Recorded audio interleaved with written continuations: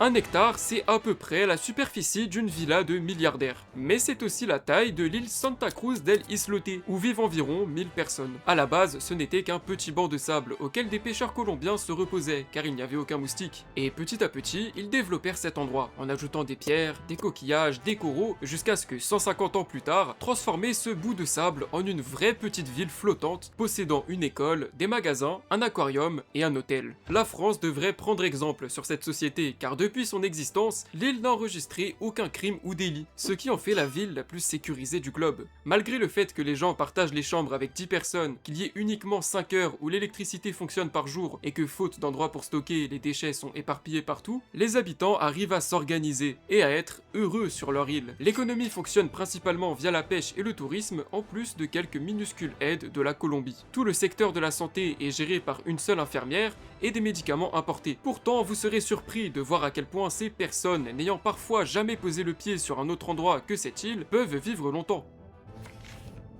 Hélas, à cause du réchauffement climatique qui provoque la montée des eaux, l'île est condamnée, et sera tôt ou tard à moitié engloutie sous l'océan. Ce qui forcera les gens à l'exil, sachant qu'ils n'ont pas le moindre patrimoine, car leurs maisons construites sans permis ne valent rien. Cela va les mettre dans une situation de précarité extrême une fois sur le continent, et potentiellement ruiner leur vie paisible. Mais bon, comme l'a dit Yann Barthès, le réchauffement climatique est aussi problématique pour Bernard Arnault que pour tout le monde. Alors ça va.